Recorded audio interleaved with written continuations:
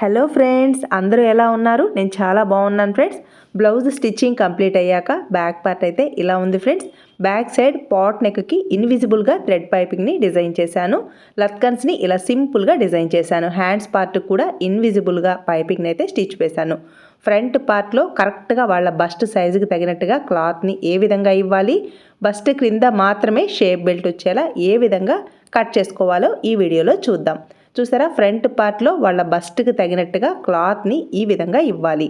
అసలు front part పొడవుని ఏ విధంగా marking చేసుకుంటే ఫిట్టింగ్ నీట్గా ఉంటుందో ఈ వీడియోలో ఎక్స్ప్లెయిన్ చేస్తాను. దగ్గరకు వచ్చే బ్లౌజెస్ ఏదైనా రిమార్క్స్ ఉన్నప్పుడు మనం కటింగ్లో ఎలాంటి టిప్స్ని పాటిస్తే ఫిట్టింగ్ నీట్గా వస్తుంది, ఫ్రంట్ పార్ట్ పొడవుని కరెక్ట్గా ఎలా ఇవ్వాలి, చంక క్రింది వైపున వ్రింకిల్స్ రాకుండా, బ్యాక్ సైడ్ కానీ ఫ్రంట్ సైడ్ కానీ వ్రింకిల్స్ రాకుండా ఉండాలి అంటే మనం కటింగ్లో ఎలాంటి టిప్స్ని పాటించాలి. పైపింగ్ని స్టిచ్ వేసేటప్పుడు చూసారా, ఖర్చు కనిపించకుండా ఇలా స్టిచ్ వేసాము అంటే ఫిట్టింగ్ చాలా బాగుంటుంది. బ్లౌజ్ వేసుకున్నప్పుడు అస్సలు గుచ్చుకోదన్నమాట.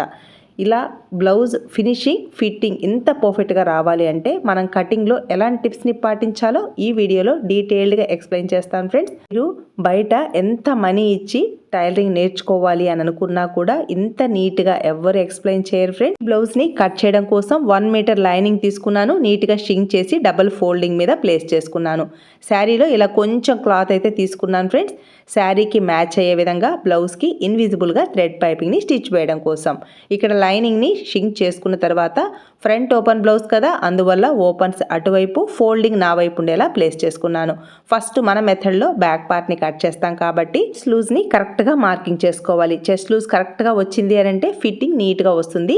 చెస్ట్ లూజ్ని మెజర్ చేయడం కోసం బ్లౌజ్ బ్యాక్ పార్ట్ని ఈ విధంగా ప్లేస్ చేసుకుని చంక క్రింది వైపు నుంచి సెకండ్ సైడ్ చంక క్రిందికి ఈ విధంగా చెక్ చేసుకోవాలి. ఇలా చెక్ చేసుకుంటే మనకి చెస్ట్ లూజ్ అనేది కరెక్ట్గా వస్తుందన్నమాట. షోల్డర్ ఏ మాత్రం బ్రాడ్గా ప్లేస్ చేయకూడదు. కరెక్ట్గా ఈ విధంగా ప్లేస్ చేసుకొని ఒక సైడ్ చంక క్రింది వైపు నుంచి సెకండ్ సైడ్ చంక క్రిందికి ఈ విధంగా చెక్ చేసుకోవాలి. ఇలా చెక్ చేసుకుంటే నాకు 16.5 ఇంచెస్ వచ్చింది. అంటే చెస్ట్ లూజ్ 33 ఇంచెస్. 33 ఇంచెస్లో 4వ భాగం 8.5 ఇంచెస్. నెక్స్ట్ బ్లౌజ్ పొడవుని, నడుము లూజ్ని, ఆర్మ్ హోల్ లూజ్ని చెక్ చేసుకోవాలి. బ్లౌజ్ పొడవుని చెక్ చేయడం కోసం బ్యాక్ పార్ట్ని కరెక్ట్గా ఈ విధంగా ప్లేస్ చేసుకొని షోల్డర్ దగ్గర ఇలా ప్లేస్ చేసి కింది వైపున డాట్ ఉంది కదా, ఆ డాట్ వరకు చెక్ చేసుకుంటే 12.5 ఇంచెస్ వచ్చింది.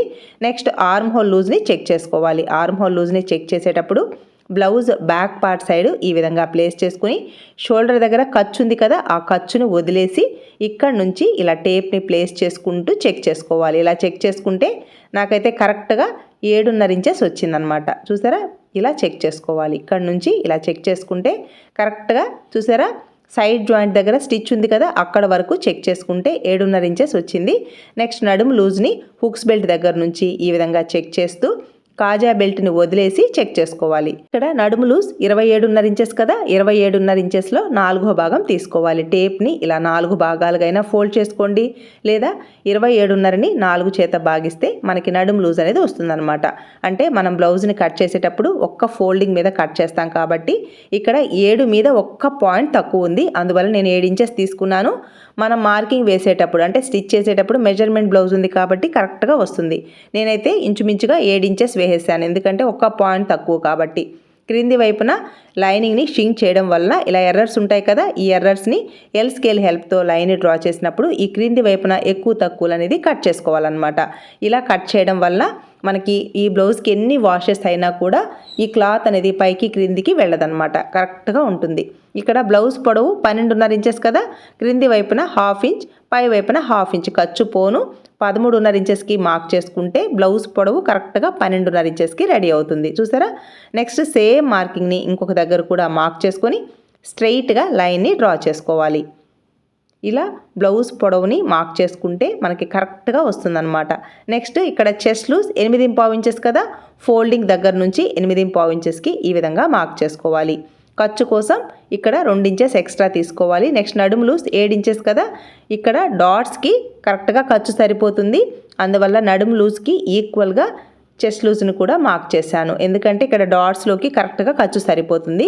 ఈ రెండు మార్కింగ్స్ని స్ట్రైట్గా కలుపుకోవాలి. ఇక్కడ డాట్స్లోకి ఖర్చు పోను, నడుము లూజ్కి ఈక్వల్గా చెస్ట్ లూజ్ని మార్క్ చేశాను. అంటే డాట్స్లోకి ఖర్చు సరిపోతుంది. చూసారా ఫ్రెండ్స్, ఇక్కడ సైడ్ జాయింట్ సైడ్ ఎక్స్ట్రా ఖర్చు తీసుకోవాల్సిన అవసరం అయితే లేదనమాట. నెక్స్ట్ ఇక్కడ చెస్ట్ లూజ్ని బేస్ చేసుకొని మనం ఫుల్ షోల్డర్ని ఎలా మార్కింగ్ చేయాలో చార్ట్ రూపంలో ఎక్స్ప్లెయిన్ చేశాను. మీరు ఒకవేళ ఇంట్రెస్ట్ ఉంటే చెక్ చేసుకోండి, డిస్క్రిప్షన్లో లింక్ ఇస్తాను. ఇక్కడ చెస్ట్ లూజ్ మనకి 33 ఇంచెస్ కదా, అంటే చిన్న సైజ్ బ్లౌజ్ అనమాట. అందువల్ల ఫుల్ షోల్డర్ 5 ఇంచెస్కి మార్క్ చేసుకోవాలి. షోల్డర్ స్ట్రాప్ ఎంత ఉందో చెక్ చేసుకొని కరెక్ట్గా మార్కింగ్ వేసుకోవాలి. ఇక్కడ 5 ఇంచెస్కి ఫుల్ షోల్డర్ మార్కింగ్ చేశాను కదా. ఖర్చు కోసం లోపల వైపుకి ఒక పాదం ఇంచుని మార్క్ చేసుకొని ఇక్కడ షోల్డర్ స్ట్రాప్ 1.35 ఇంచెస్ ఉంది కదా, కరెక్ట్గా 1.35 ఇంచెస్కి మార్క్ చేసుకొని మెడ పీసు లేదా నెక్ లైన్ కోసం ఒక 1/4 ఇంచ్ ఎక్స్ట్రా తీసుకోవాలి. నెక్స్ట్ క్రింది వైపున బ్యాక్ పార్ట్ డీప్ని మార్కింగ్ చేయడం కోసం మెజర్మెంట్ బ్లౌజ్ని కరెక్ట్గా మిడిల్లోకి ఫోల్డ్ చేసుకోవాలి. పై వైపున ఖర్చు కోసం 1/4 ఇంచ్ని పై వైపుకి మార్క్ చేసుకోవాలి. మెడ పీసు లేదా నెక్ లైన్ని స్టిచ్ చేసినప్పుడు నెక్ డీప్ అనేది కరెక్ట్గా వస్తుందన్నమాట. ఇక్కడ నెక్ డీప్ 8.5 ఇంచెస్ వరకు ఉంది. పై వైపున నెక్ వెడల్పు ఎంత ఉందో క్రింది వైపున కూడా సేమ్ అదే విధంగా మార్క్ చేసుకోవాలి. ఇలా మార్క్ చేసుకొని స్ట్రెయిట్గా బాక్స్ షేప్లో లైన్స్ని డ్రా చేసుకోవాలి.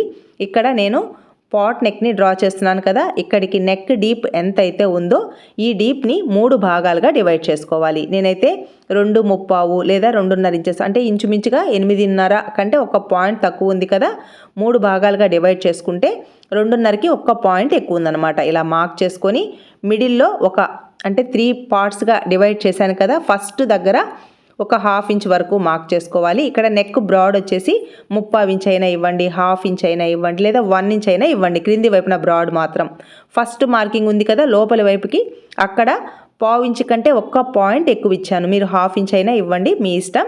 ఇక్కడ బ్రాడ్ అయితే మీ ఇష్టం అనమాట. నేనైతే ఇంచుమించుగా 1/2 ఇంచ్ కంటే ఒక్క పాయింట్ ఎక్కువతో బ్రాడ్ తీసుకున్నాను. మీరు 1 ఇంచ్ అయినా బ్రాడ్ ఇవ్వచ్చు.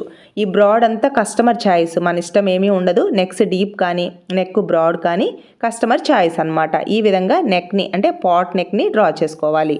ఇక్కడ ఫుల్ షోల్డర్ 5 ఇంచెస్కి, ఆర్మ్ హోల్ డౌన్ 5.5 ఇంచెస్కి మార్క్ చేసుకొని ఎల్ షేప్లో ఈ విధంగా మార్క్ చేసుకోవాలి. చిన్న సైజ్ బ్లౌజ్ కదా, కార్నర్లో 1.5 ఇంచెస్కి మార్క్ చేసుకొని ఇలా మిడిల్లోకి మార్క్ చేసుకోవాలి. అంటే ఈ 2 లైన్స్ ఎల్ షేప్ లైన్స్ ఉన్నాయి కదా, ఈ 2 లైన్స్ మిడిల్లోకి ఈ విధంగా మార్క్ చేసుకొని ఈ 3 మార్కింగ్స్ టచ్ అయ్యే విధంగా కర్వ్డ్ స్కేల్ని ప్లేస్ చేసుకొని ఈ విధంగా ఆర్మ్ హోల్ కర్వ్ని డ్రా చేసుకోవాలి.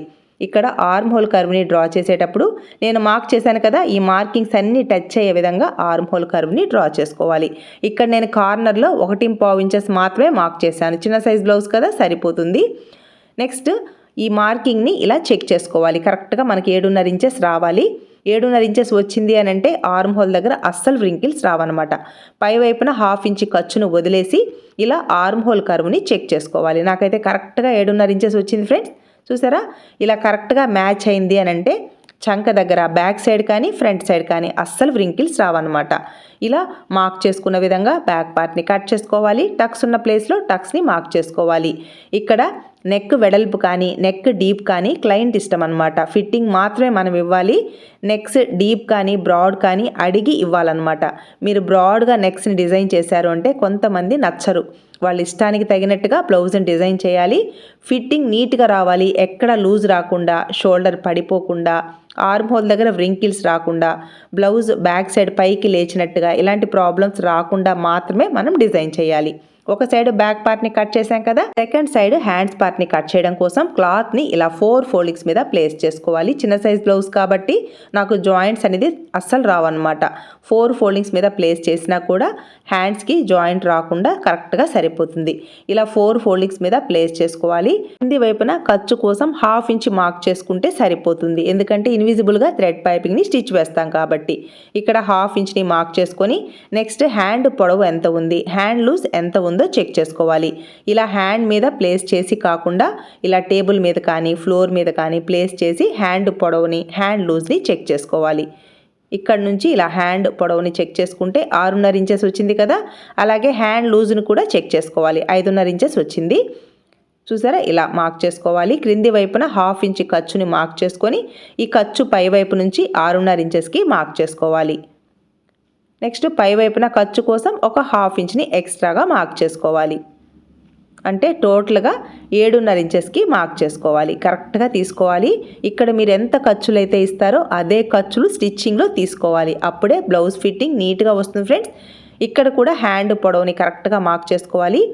ఇలా మార్క్ చేసుకొని ఇక్కడ హ్యాండ్ డౌన్ 3 ఇంచెస్కి మార్క్ చేసుకుంటే సరిపోతుంది, చిన్న సైజ్ బ్లౌజ్ కాబట్టి. హ్యాండ్ లూజ్ 5.5 ఇంచెస్కి మార్క్ చేసుకున్నాను. ఖర్చు కోసం 2 ఇంచెస్ని మార్క్ చేసుకున్నాను. హ్యాండ్ డౌన్ కరెక్ట్గా 3 ఇంచెస్ సరిపోతుంది, చిన్న సైజ్ బ్లౌజ్ కాబట్టి. ఇక్కడ కూడా ఒక స్ట్రైట్గా లైన్ని డ్రా చేసుకోవాలి. షోల్డర్ దగ్గర 1.5 ఇంచెస్కి మార్క్ చేసుకోవాలి. బ్యాక్ పార్ట్లో మనకి ఆర్మ్ హోల్ లూజ్ 7.5 ఇంచెస్ కదా, ఇక్కడ పావు ఇంచ్ తగ్గించేసి 7.5 ఇంచెస్కి మార్క్ చేసుకోవాలి. ఇక్కడ పావు ఇంచ్ ఎందుకు తగ్గిస్తాను అంటే హ్యాండ్స్ దగ్గర కొంచెం కరువు షేప్ ఉంటుంది కదా, ఈ కరువుకి సాగే గుణం ఉంటుంది అనమాట. మన హ్యాండ్స్ పార్ట్ని స్టిచ్ చేసేటప్పుడు బ్యాక్ పార్ట్కి ఈ హ్యాండ్స్ పార్ట్ టక్స్ పాయింట్ కరెక్ట్గా మ్యాచ్ అవ్వాలి అంటే ఖచ్చితంగా ఒక పావు ఇంచ్కి ఈ విధంగా మార్క్ చేసుకోవాలి. హ్యాండ్ కరువుని డైరెక్ట్గా బిగినర్స్ డ్రా చేయడం రాకపోతే ఇలా కర్వ్డ్ స్కేల్ని ప్లేస్ చేసి డ్రా చేసుకోండి. హ్యాండ్ కర్వ్ని బిగినర్స్ కూడా పర్ఫెక్ట్గా డ్రా చేయగలుగుతారు.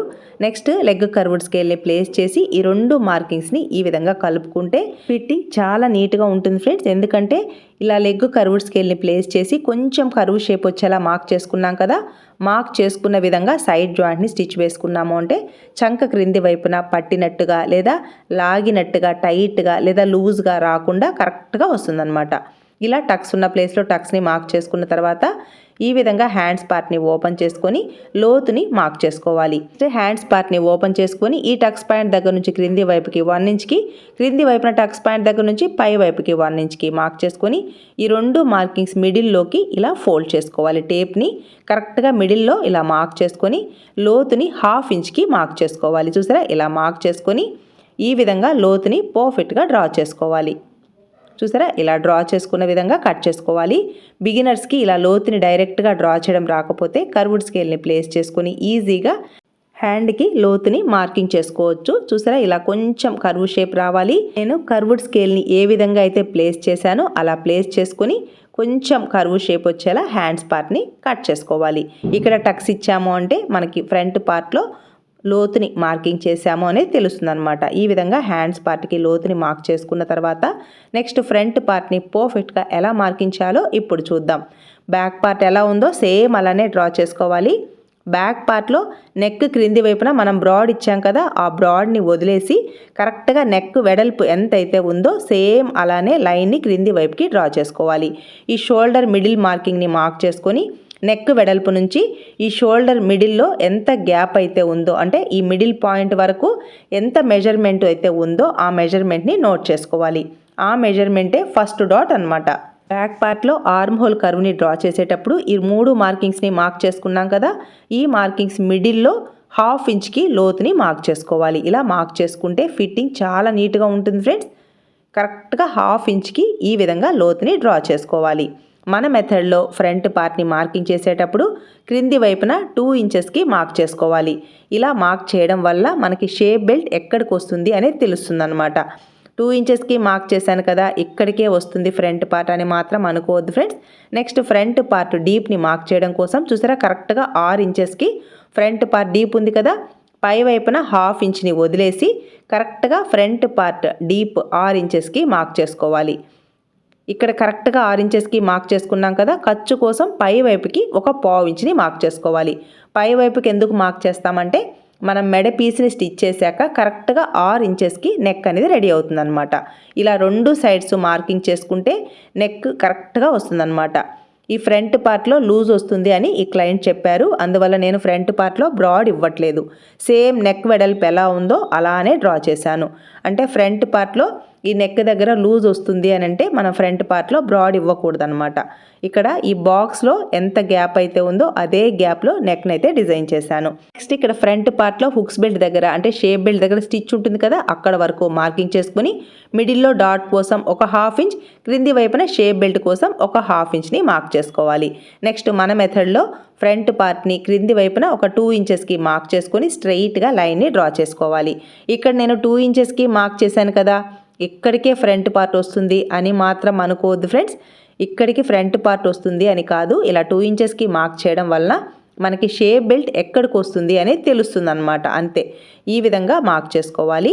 నెక్స్ట్ ఫ్రంట్ పార్ట్ పొడవుని కరెక్ట్గా తీసుకోవాలి, గట్టిగా లాగకూడదు, అలానే ఫ్రీగా వదిలేయకూడదు. కొంచెం ఇలా సాగినట్టుగా ప్లేస్ చేసుకోవాలి.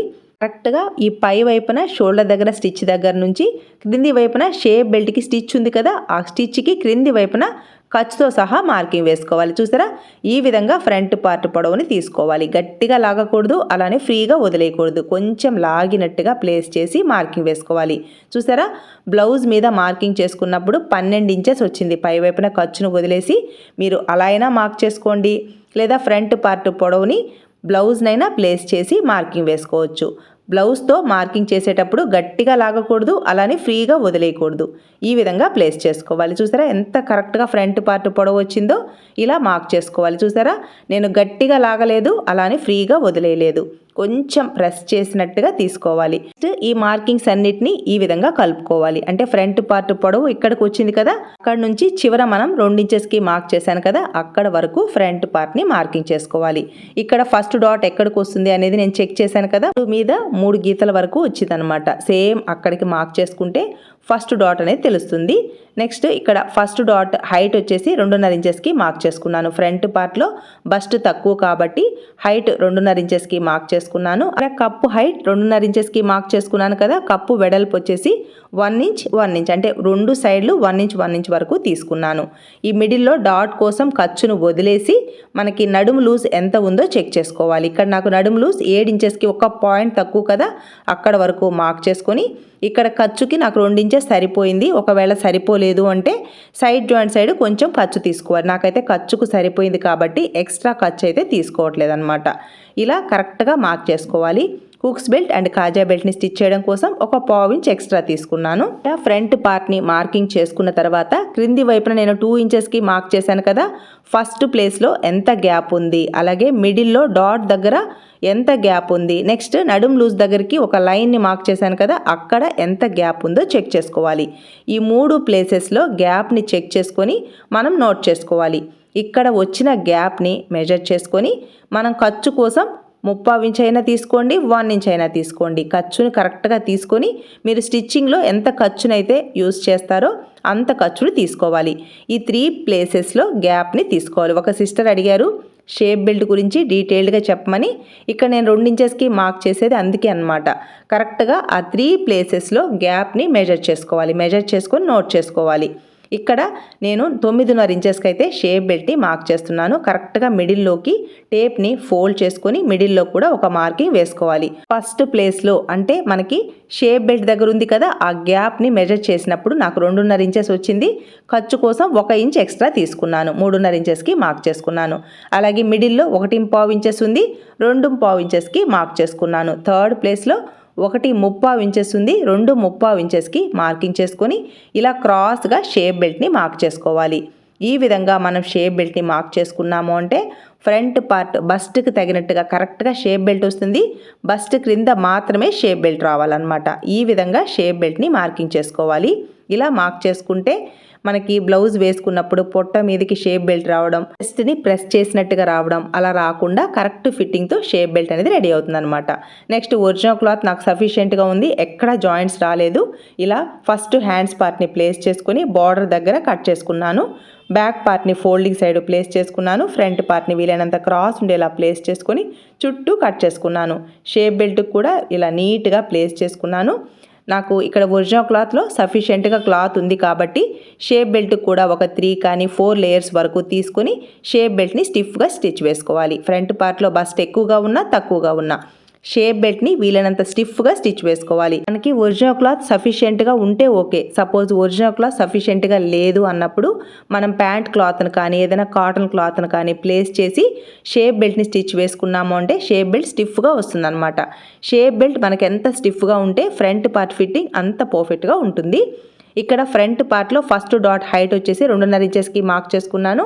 2 సైడ్స్ 1 ఇంచ్ 1 ఇంచ్ తీసుకొని ఇలా ఫస్ట్ డాట్ని మార్కింగ్ చేసుకున్నాను. కరెక్ట్గా క్లాత్ని మిడిల్లోకి ఫోల్డ్ చేసుకొని ఇక్కడ 2.5 ఇంచెస్కి సెకండ్ డాట్ని మార్కింగ్ చేసుకున్నాను.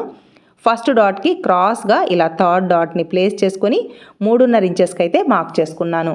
ఇలా ఫ్రంట్ పార్ట్లో 3 డాట్స్ని మార్కింగ్ చేసుకొని స్టిచ్ వేసుకున్నాము అంటే ఫ్రంట్ పార్ట్ ఫిట్టింగ్ చాలా నీట్గా ఉంటుంది ఫ్రెండ్స్. ఫ్రంట్ పార్ట్లో వాళ్ళ బస్ట్ సైజుకి తగినట్టుగా డాట్స్ని మార్కింగ్ చేసుకోవాలి. ఫ్రంట్ పార్ట్ బస్ట్ క్రింద మాత్రమే షేప్ బెల్ట్ రావాలి. షేప్ బెల్ట్ని వీలైనంత స్టిఫ్గా స్టిచ్ వేసుకోవాలి. శారీలో కొంచెం బ్లూ కలర్ క్లాత్ని అయితే తీసుకున్నాను ఈ బ్లౌజ్కి ఇన్విజిబుల్గా థ్రెడ్ పైపింగ్ని స్టిచ్ వేయడం కోసం. బ్లౌజ్ స్టిచ్చింగ్ కంప్లీట్ అయ్యాక బ్యాక్ పార్ట్ అయితే ఇలా ఉంది ఫ్రెండ్స్.